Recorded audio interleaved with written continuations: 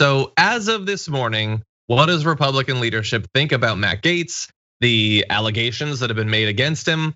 Well, Kevin McCarthy was on Fox and he was asked about this. Watch. Congressman Matt Gaetz of Florida, and you've been very vocal that Congressman Eric Swalwell should be stripped of his ability to serve on the Intel Committee because of a reported relationship with a Chinese spy. He serves on the National Security Committee. You say that's a national security threat on the Intel Committee. So by that same logic, will you take any action to remove Matt Gaetz from the Judiciary Committee while he's under investigation by the DOJ over whether he had a sexual relationship with a 17-year-old and paid for her to travel with him? That's something he denies, but that would be a violation of federal sex trafficking laws. Look, I haven't heard from DOJ. I haven't been able to talk to Matt Gaetz yet. I just read the story. Those are serious implications. If it comes out to be true, yes, we would remove him if that was the case. But right now, as Matt Gaetz says, it is not true and we don't have any information. So let's get all the information. We did have the FBI come to us and tell us about Eric Swalwell. Yeah, and then he goes on to try to make it about Eric Swalwell and all that.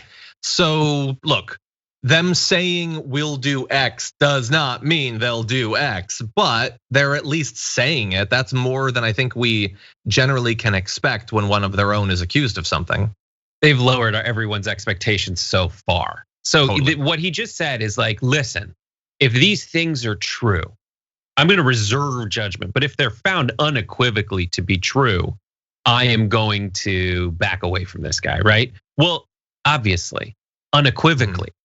He's gonna test the hell out of whether he can equivocate about that every single step of the way. And know that in his heart of hearts, he does not like Matt Gaetz. There's no way he likes Matt Gaetz. He hates Matt Gaetz, he hates Donald Trump, he hates everyone that's made him bend over even anywhere remotely close to backwards at the beginning. And since that he's had to start doing that, he's twisted himself into a pretzel.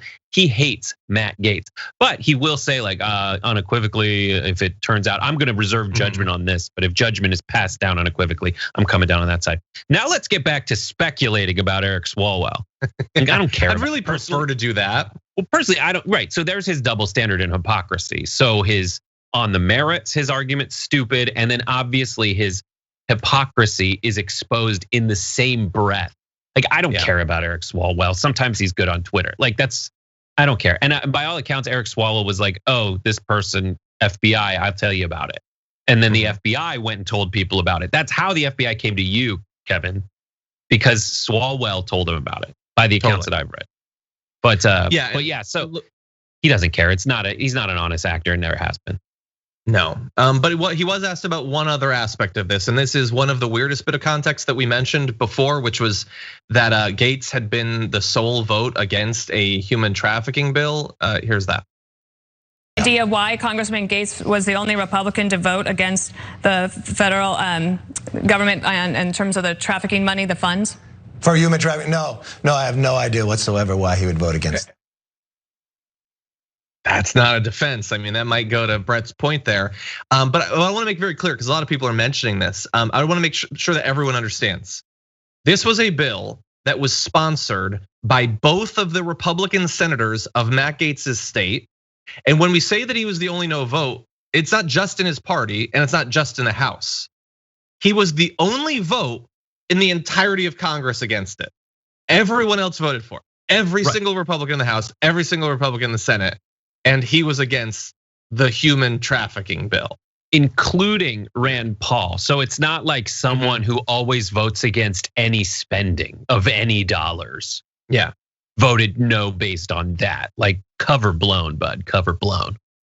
It's a weird one. He says, my constituents didn't send me here to create more government.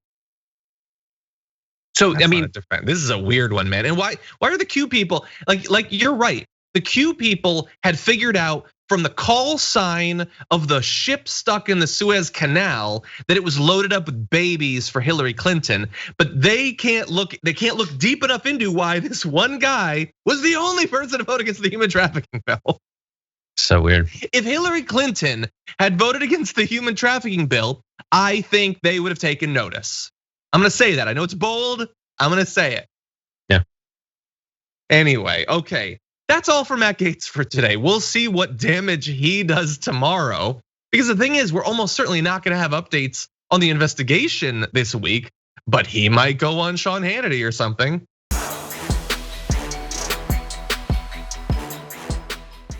Check out the Damage Report podcast each day, wherever you get your podcasts, whether Pocket Casts or Stitcher or iTunes.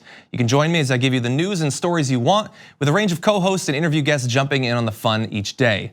Again, that's the Damage Report, wherever you get your podcasts. And if you get them at iTunes, don't forget to rate and review. Sometimes I'll read them live on the show.